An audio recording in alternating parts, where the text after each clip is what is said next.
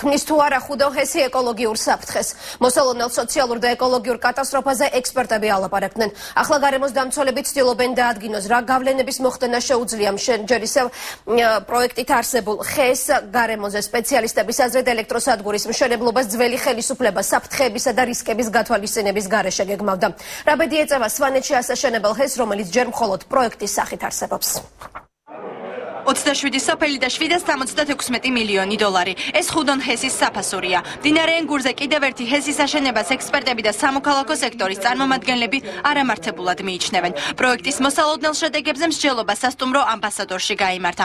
გარემოს დამცველებმა ელექტროსადგურის მშენებლობის ბუნებრივ და სოციალურ გარემოზე ზემოქმედების შეფასების ის ანგარიში გააკრიტიკეს, რომელიც ხელისუფლების დაკვეთით კომპანია სენმა მოამზადა.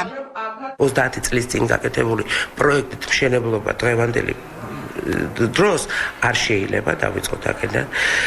დავიწყოთ იქიდან, რომ თვითონ ესე ვთქვათ, კაშხალი, რომელიც უნდა აშენდეს, არ არის კარგად შერჩეული ადგილი და ვთვლით, რომ ის არის საკმაოდ ეროზირებული და პრობლემატური ტერიტორია, იმიტომ რომ თვითონ ამ სიმაღლის კაშხალის გაკეთება აქ ალბათ არ იქნება შესაძლებელი.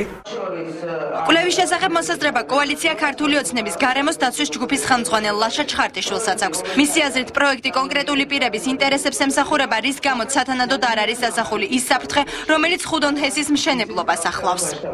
ამ პროექტის უკან იმალება მხოლოდ და მხოლოდ წინა ხელისუფლების კორუფციული ინტერესები, ვინაიდან გარდა ზიანისა ბუნებრივი და კულტურული გარემოსთვის, გარდა ადამიანის ჯანმრთელობაზე, მავნეზე გავლენისა, გარდა საფრთხეებისა უამრავი სისხლისათვის, ამ პროექტს არაფერი დადებითის მიღწევა არ შეუძლია საქართველოსთვის.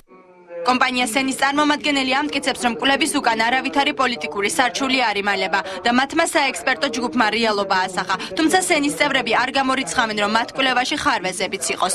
ჩვენ არ ვამბობ, რომ ამაც გავლენა არ ქონია კლიმატზე. კლიმატზე ქონდა გავლენა ადგილობრივ ჰავაზე. ქონდა რა თქმა უნდა გავლენა, ეს ყველაფერი ასახულია დოკუმენტში და კიდე იქნება ისიც არის ასახული დოკუმენტში ის, რა გავლენა შეიძლება ქონდეს ამ ხუდონის ჰიდროელექტროსადგურის მშენებლობა. ხუდონჰესის საკითხის კიდევ ერთხელ განხილვა დეკემბრისათვის იგეგმება. ექსპერტები იმედოვნებენ, რომ მსჯელობას ახალი მთავრობაც შეუერთდება. ისინი ხელისუფლებას წინასაარჩევნო პროგრამას ახსენებენ, სადაც დიდი ჰესების მშენებლობის შეწყვეტაზე იყო საუბარი.